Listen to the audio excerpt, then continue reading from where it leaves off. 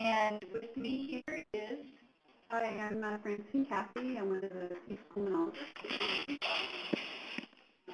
Today our topic is assessing asthma severity and control. But before we get started, we'll go around and introduce ourselves at the table, which I guess we lost the other person at the table. The person remaining. That's me, Kevin Worling, Systems Analyst, managing the telehealth program here at Envision. And thanks for your patience. We're having some technical issues with Adobe Connect at the moment. Lucy Gassaway, joining conference. Welcome, Lucy. Great. Can you hear us fine? I can. Whoops. Did we lose you? Are you there?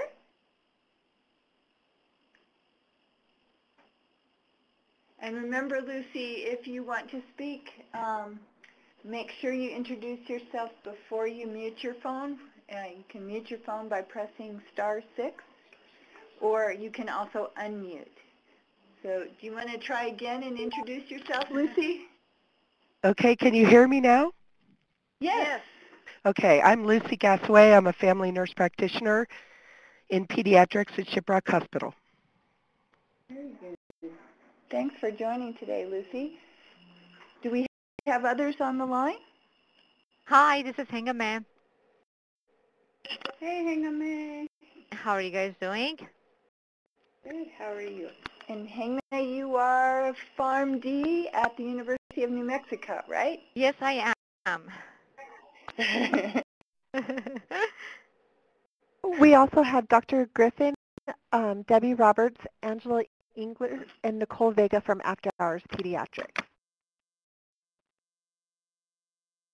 4 people in total? Yes, ma'am.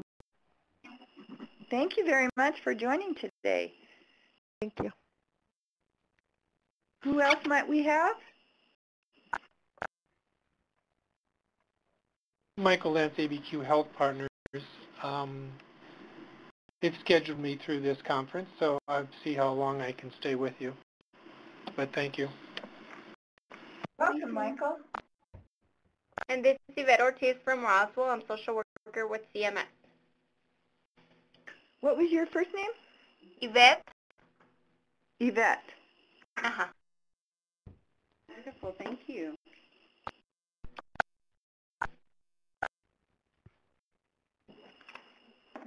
Anyone else that has not had a chance to introduce themselves? Kevin, is there anybody else? I believe we do have some others. So if you can unmute by pressing *6 if you're on the phone, or unmute your mic, and just let us know that you're out there so you can get credit. So you do need to announce yourself to get this CME. Anyone else there?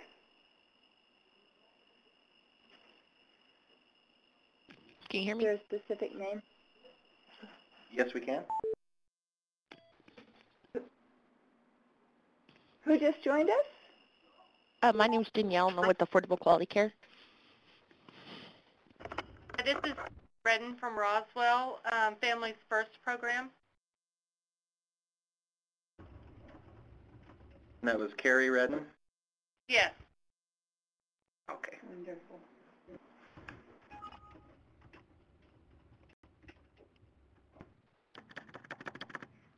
Anyone else who needs to announce for continuing education?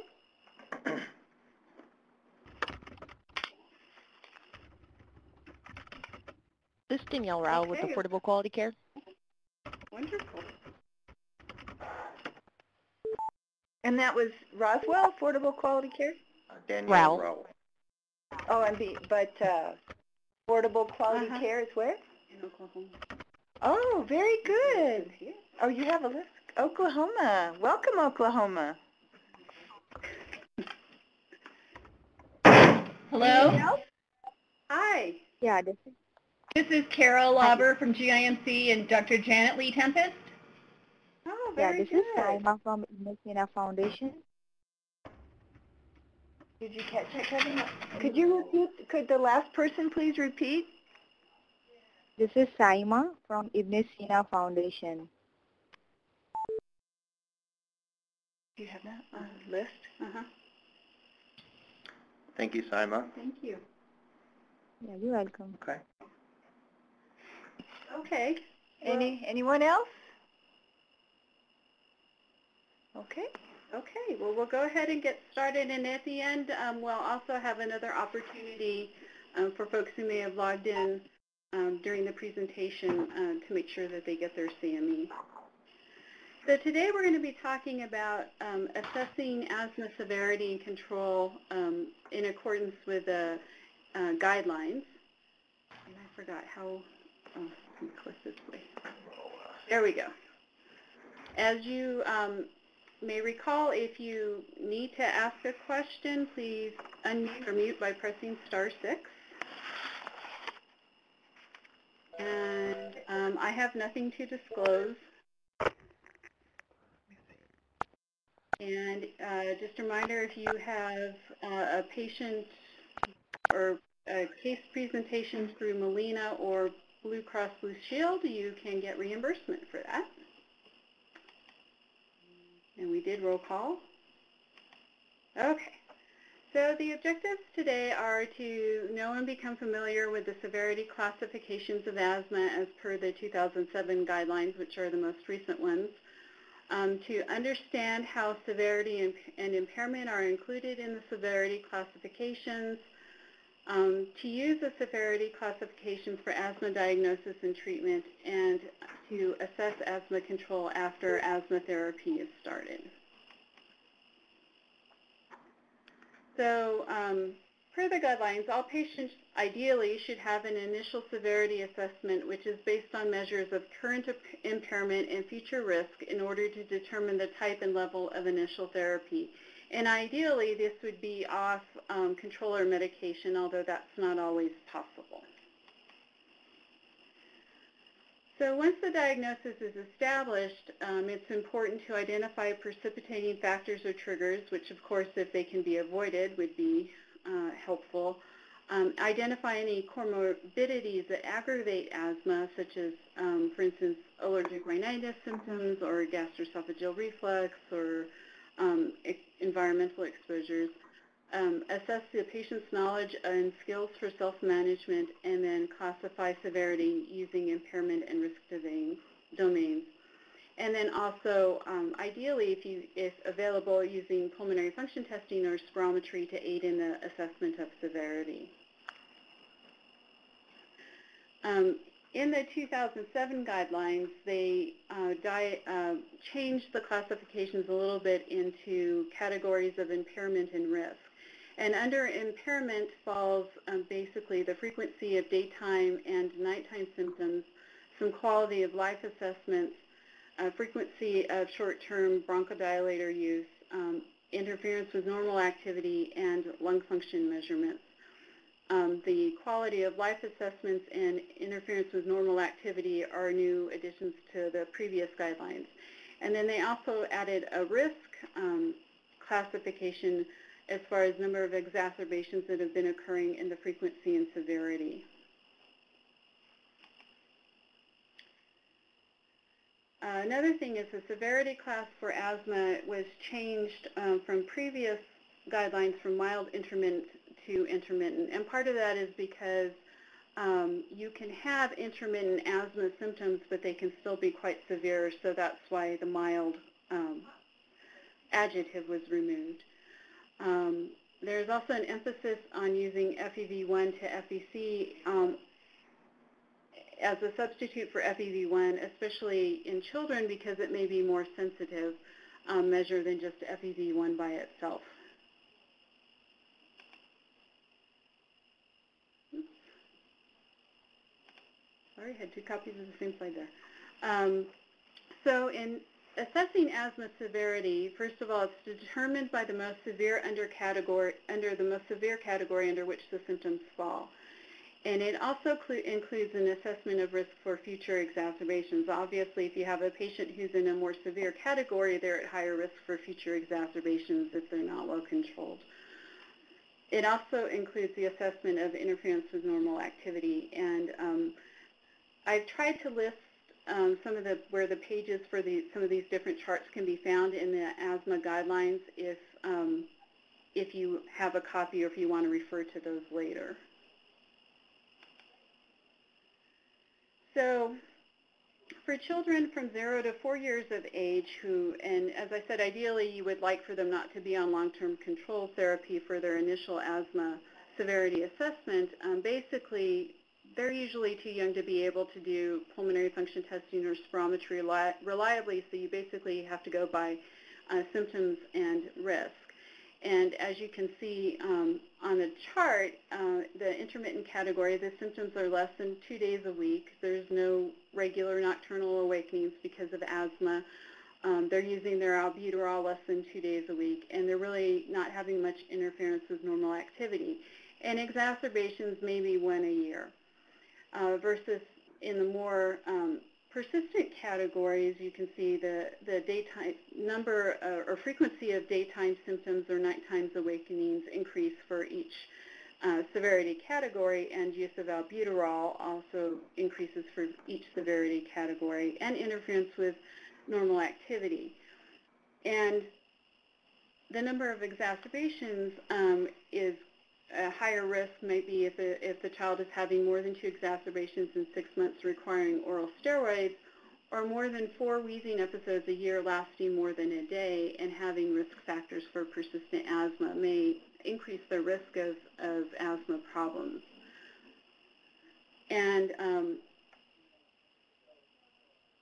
exacerbations of any severity may occur in patients in any severity category. So you can have maybe somebody who's usually more in the mild persistent category, but at certain times of year they may switch over to the moderate persistent category if they're exposed to a lot of triggers, say allergens at a certain time of year. And so you would want to adjust your therapy accordingly. And at the end of the talk, I also have the charts for the recommendations for step therapy. And in another session, we'll go over the stepwise treatment recommendations. So once children get into a little bit older in the, say, the 5 to 11 year age range, if they can do spirometry, lung function is also included as a category in assessing impairment. And as you can see here, both the FEV1 and FEV1 to FVC ratio are given.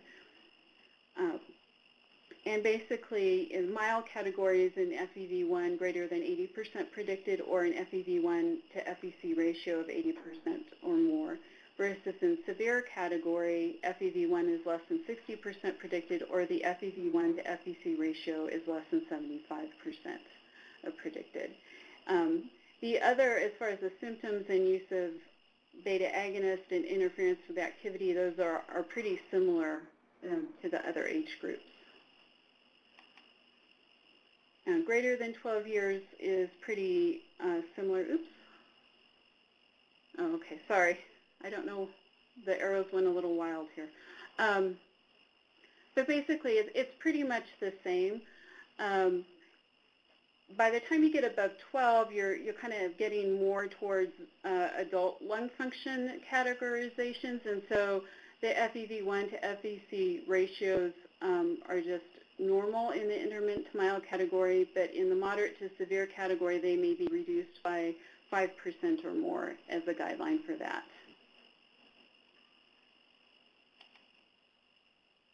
So after severity has been assessed, depending on the level of severity, you may want to reevaluate in 2 to 6 weeks to see if asthma control has been achieved, and then you would reassess at that point to consider whether or not to continue the same level of therapy or if you can step down. And if no clear benefit is achieved, you may need to either step up on your therapy, or if they're at the highest level of therapy, consider an alternate diagnosis. Does that include spirometry? So would you repeat spirometry if you start treatment within 2 to 6 weeks? I would. You would? I would, because especially if they have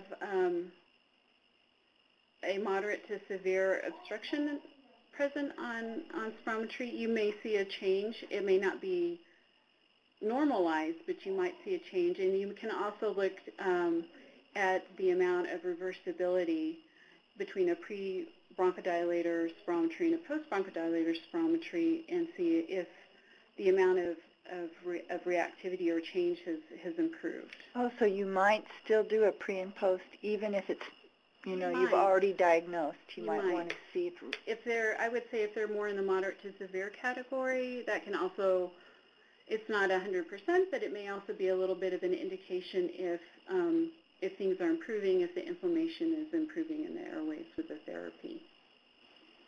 What would you see in reversibility if it was improving? Less I have allergies today, so I take frequent sips of water. So for instance, if you had somebody who their FEF 25-75% was, and this is just an example off the top of my head, in like 65% of predicted, and they reversed up to 90% of predicted after bronchodilator, and you place them on a daily controller medication, and 6 weeks later you repeated spirometry, their pre-bronchodilator FEF 25-75 may have gone up to 75% of predicted, and then they may still reverse to 90% of predicted, but it's not as much of the change. Okay. As I said, for children, FEV1 to FEC ratio may be a more sensitive measure of severity control, and part of that is it sort of helps to normalize the FEV1 to age and lung volume at different ages. Low FEV1 can indicate risk of future exacerbations and current obstruction, and of course that would also indicate more severe asthma.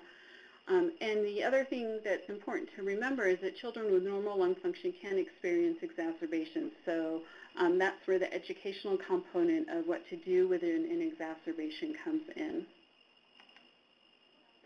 So we're going to go over a few cases to try and make this a little more real life and applicable, hopefully. So our first case is a 3-year-old boy who has a long history of recurrent coughing, and he was recently seen in an urgent care because of severe coughing. He was given an oral steroid burst for 3 days, and he seems to be improving according to his mother. And in the room, he's happy and playful and not in any distress. His history is remarkable for several emergency room visits between 6 months and 18 months of age for quote-unquote bronchitis during the winter. And after further questioning, the mother notes that the child has had a daily cough, and she frequently gives him albuterol. So the first question is, what is your diagnosis? And the second question is, what level of severity does this patient have? I have always a problem with this I case study because daily, when it says gives him albuterol, often you don't know how I think we could, just for example's sake, we'll say that she's giving him albuterol at least once a day.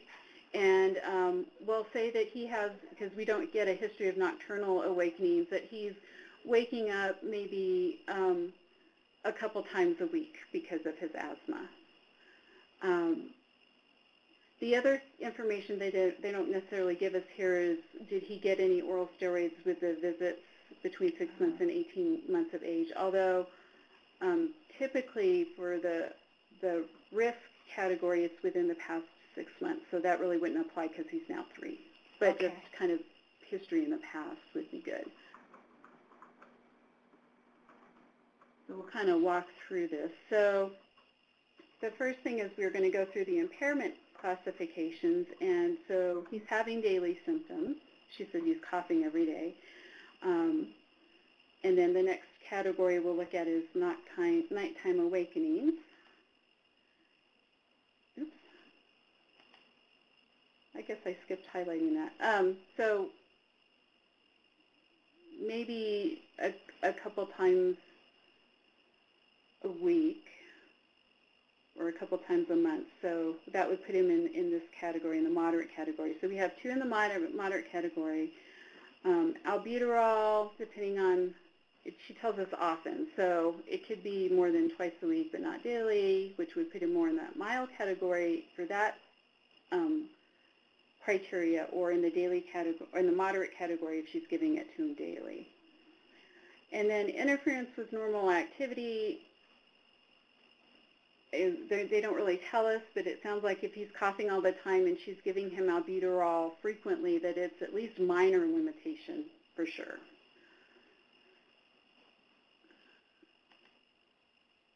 Or some limitation if, I guess my thinking is if he's having to have albuterol daily because he's coughing, it's probably having a little more than a minor limitation of his daily activity because the 3-year-old is pretty much active all the time. So I have a question at this point. This is Lucy Gassaway. Sure. So when you say that the mom says that she's giving the albuterol often, I hear that to say more than once a day. Right. And so we're just kind of guessing what she means. Of course, if we had this patient in clinic, you would try and pin that down definitely as to, how frequently is often. Is it once a day? Is it a couple times? You would try to get a better idea of the frequency. I understand why Lucy's asking that question because if we go with daily, he's still in the moderate. And remember, the classification of severity is the most severe category that the symptoms fall into. So he would, even though I had highlighted the mild, I was assuming several times a day, which would put him in the severe category. Right. So he'd probably be in the moderate or severe category at this point, and probably more likely the severe category with a better detail history. You're correct.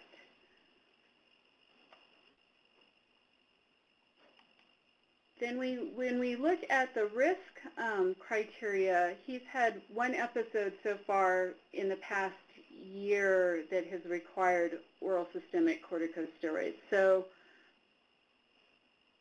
at this point, risk is a little, and even though it says it's less than once a year, I would still, he'd still be in a little bit of the unknown category as far as I'm concerned, just because of the frequency of his daily symptoms. So overall, so we said, where the symptoms fall is the most severe categories where you would start. So he would fall in the severe category, and so we would start at step 5 or step 6 therapy, which in a child of this age, a 3-year-old, you might, I don't know, I wouldn't think I would jump to a combination corticosteroid and long-acting bronchodilator at this point. I think I would start with a good dose of a daily inhaled corticosteroid and then see him back in a few weeks and see how we're doing. And would this also be a category where you'd consider oral corticosteroid in 5 or 6? Yes. Actually, let me go to, is there a way to get to a different slide, Kevin? Sorry, we're still learning the new software. I think I have the step therapies at the very end.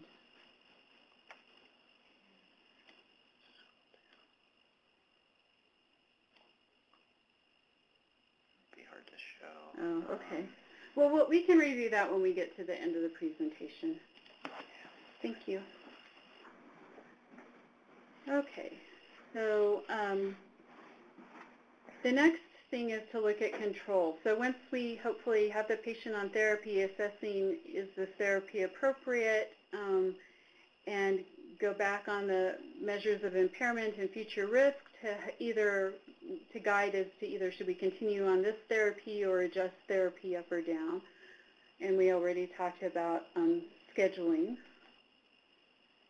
So assessing control chart is on page 41 of the summary guidelines for ages 0 to 11. And in assessing control, you'll notice that it's very similar in some respects to the assessing severity part, in that you have impairment and risk categories, and you go by how frequently symptoms are occurring, interference with normal activity, short-acting beta agonist use, and if they've had any oral steroids in the past year. And then you also want to assess if there's any treatment-related adverse effects. So are they getting really shaky and jittery with albuterol? Are they having any complaints with taking their inhaled steroids? Just to make sure that everything's going okay there. If they're well controlled, great. You either could continue your current therapy, or you can consider stepping down if they've been well controlled for at least 3 months. And then after that, you would want to follow up every 1 to 6 months, kind of depending on your clinical judgment and how well the patient is doing. If they're not well controlled, you may want to consider stepping up a step. Of course, you need to consider in the not well controlled and very poorly controlled category is, are they actually taking their medication? Are they taking it appropriately? Are there other factors that may be contributing to why they're not well controlled that need to be addressed? And then at each of these recommended follow-up visits would be spirometry also, right? And you would specify for that. And if you have no clear benefit after 46 weeks of appropriate therapy and they're taking their therapy, you may need to consider alternative diagnosis or adjust therapy. And of course, you would assess for side effects. So this is a classification for children of control for ages 5 to 11, and you can see that we also have FEV1 or the FEV1 to FVC ratio added in here. They also included peak flows, which can be helpful if you do not have the availability of spirometry. You just need to make sure that the child is giving you a good effort, and you also have to know what their baseline personal best is, and they need to be checking their peak flows regularly for it really to be helpful. If they have more than, if they're showing progressive loss of lung function, you may need to consider further evaluation of that. You may need to consider some further testing to really try and distinguish, is this asthma or is this asthma with some underlying long-term lung condition, say like bronchiectasis or something else going on. Just like the younger children, you would look, if they're in the well-controlled category, either maintain their current therapy or consider stepping down if they've been controlled at least 3 months. In the other categories, you may consider, well, not well-controlled, you may consider stepping up on therapy 1 step and reevaluating them in 2 to 6 weeks. In very poorly controlled category, they may need a burst of oral steroids, and you may need to jump up 1 to 2 steps and reevaluate, certainly more frequently than you would in the well-controlled category. I do have a quick question. I have to refresh my memory about, there's no asthma control test score listed as a... They didn't put them in the guidelines, and I think for that's children, right? For children, and but certainly the asthma control test score would, because it takes into a lot of these same classifications for impairment, would be helpful. So and essentially, your asthma control test score really is these first 4 categories in impairment, and then also in the risk category, any exacerbations requiring oral steroids. And it is correlated with spirometry. Correct. So, but maybe not tested with this table or something? Is that you know, I don't know that for sure.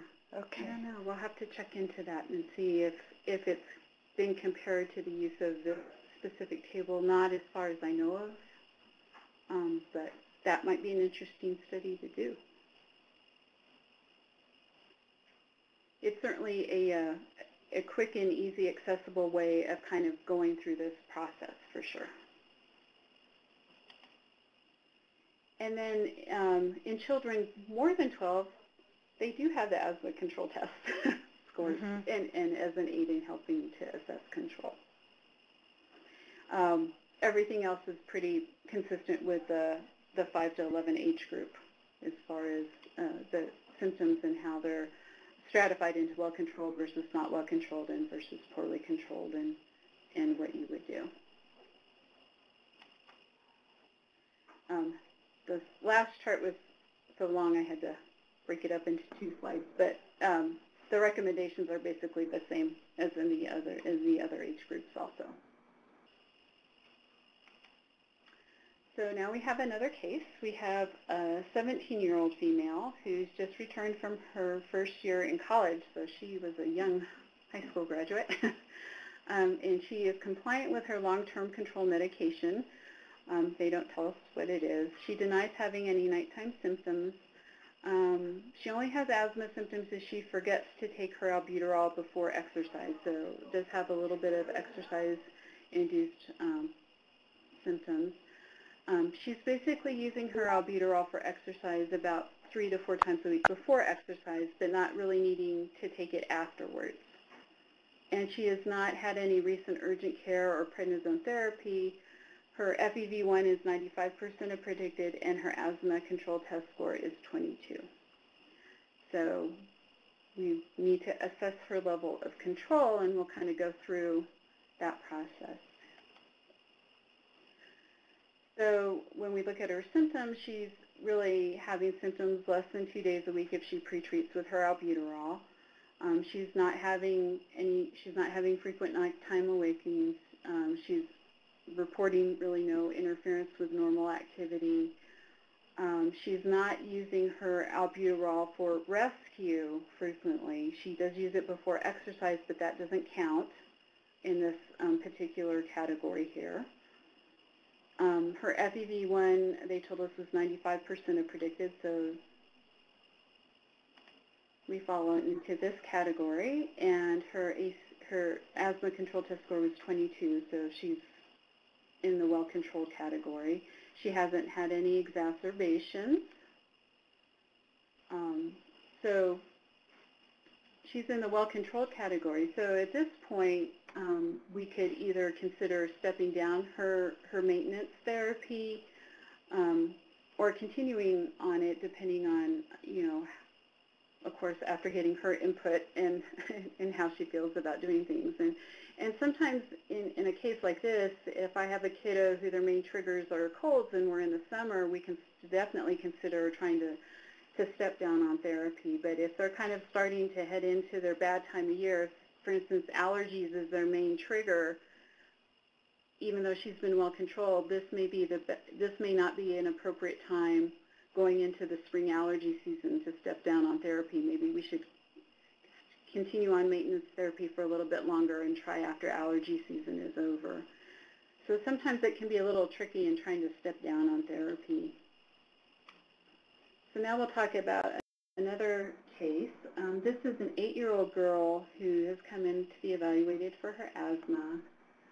She has very few symptoms during the winter time, but in the spring when her allergies are severe, she has at least 3 visits to the doctor and 2 bursts of oral steroids because she's coughing and wheezing at night, and she's wheezing when she's playing soccer outside. And basically in May she wasn't able to complete half of her games. So definitely this is having an effect on her life and her activity level.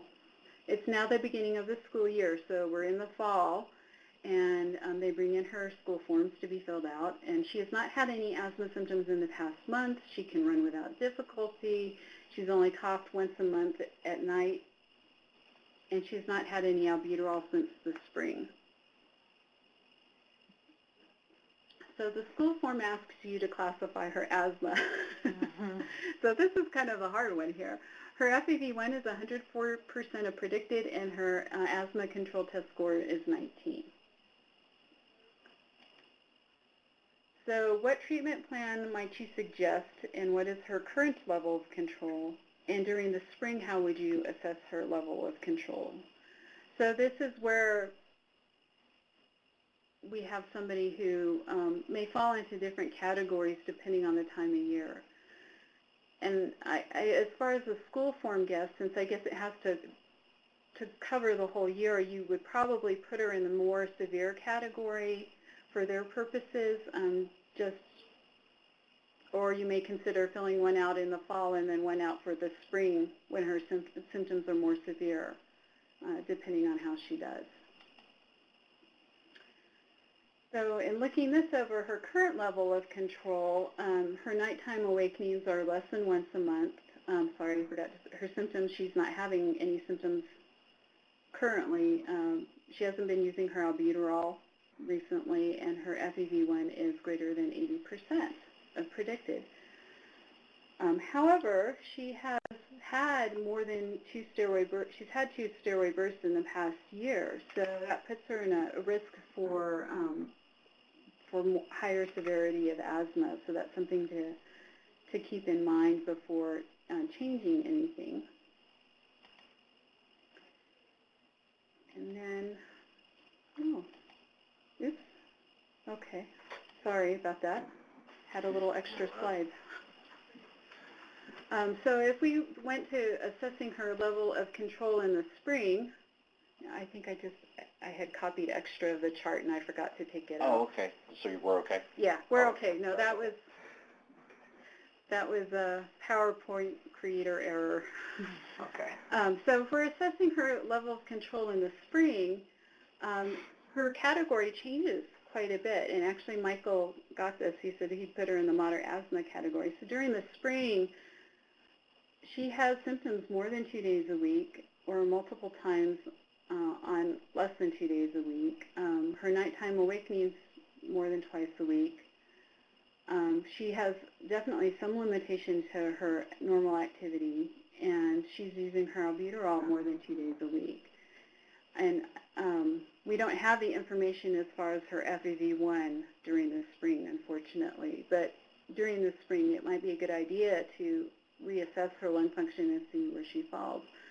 So according to her symptoms, her impairment, she's actually in the poorly controlled category. So this may be a kiddo who maybe during the fall and winter months, her asthma may be well controlled, say, on an inhaled corticosteroid medication at a medium dose, but maybe during the spring or before the allergy season really gets going, you may need to bump her up to a combination inhaled steroid long-acting bronchodilator medication for those months.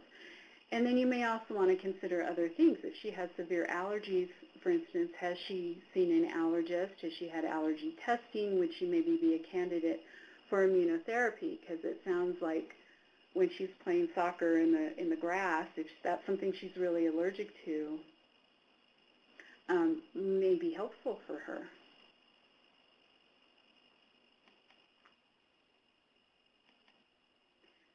So here are the stepwise charts that you all, I'm sure, are all familiar with. But basically, step one, if it's intermittent asthma, would be a short-acting bronchodilator, and this is the age 0 to 4 category. And then they give recommendations for dosing of inhaled corticosteroids and addition of either long-acting bronchodilator or montelukast, beginning in the moderate to severe range.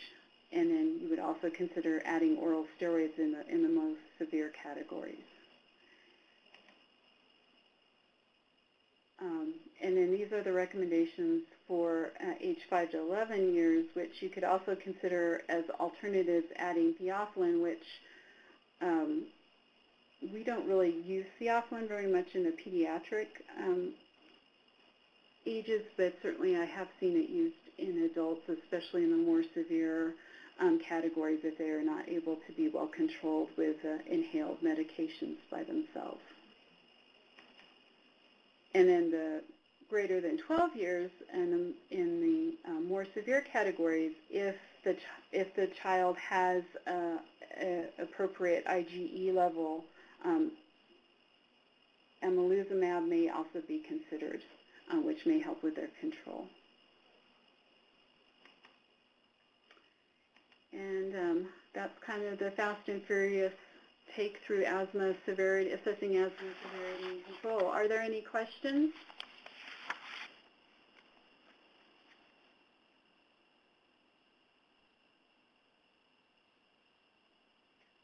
I just have a question for providers in general, and that is when you're assessing severity or even control, how challenging is it to get a really good history over the last year from patients? Is that a hard thing without any secondary statistics? Or what I mean by that is like I attended a conference in Kaiser Permanente, had their asthma disease manager, and for all their providers, they provide something called an asthma report card for all patients, so that the provider can just punch that patient member's name in, and they get information about hospitalizations in the last year, urgent cares, emergency department visit, bursts of oral corticosteroids. And it made me think, I wonder if that is hard for providers to get that information, sometimes just based on a patient interview. It certainly. I don't. If anybody else wants to chime in, feel free. But depending on the family and who's there with a child, is it the primary caretaker or is it somebody else, and how good their memory is and how familiar they are with the medications, you may or may not be able to get an accurate history. The other thing that I've found is sometimes difficult is when asking about previous hospitalizations, to be very clear that the child was actually admitted and stayed in the hospital as opposed to going to the emergency room, because sometimes folks equate those two things with being in the emergency room and being admitted to the hospital, because their emergency room is in the hospital, so they've been in the hospital. So just clarifying that also is helpful too. Kathleen, Michael Lentz, I find it very difficult. It's a dynamic process. When you're feeling well, like any disease, you don't have asthma, and then you come in acute flare. I think a lot of albuterol is prescribed for acute illness that's not asthma, so people get that diagnosis early and not accurately, in my opinion. ABQ Health Partners is now trying to link with the other hospitals to be able to look at records more closely. But I have a daughter that has asthma, so and she denies it. And when she's in acute flare, she's 22, she calls me. Otherwise, she ignores it. So, it's a difficult process, and it's just something that we all work at every day to try to improve. I'm asking because I'm wondering if it would be helpful to pursue some kind of report card like that perhaps the reimbursers, and I don't know how feasible this is. I think that, the first step would be in trying to have some way for the different systems to be able to access the same information. Kaiser Permanente is nice in that it's kind of a closed system, and so they have all of that data available. But as Michael was saying, if you have somebody who goes to one urgent care for a flare here, and then they go to their primary a few months later for another flare, and they go to the ER another time, the only way to get that information is from the family. Or the reimburser, the one who pays for it. Right, but oftentimes the reimbursement lags several months behind, and so depending on where you're seeing that, and they may have that information available, but I don't know how often they give it, as far as, if there was albuterol given in the clinic, if there was a dose of oral steroids given in the clinic versus the prescription, then I don't know. That would be wonderful to have that capability, but I don't know how feasible it is.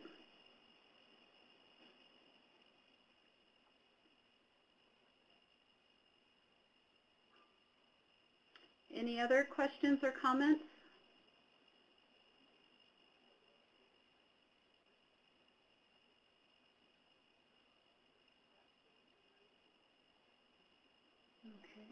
And I think as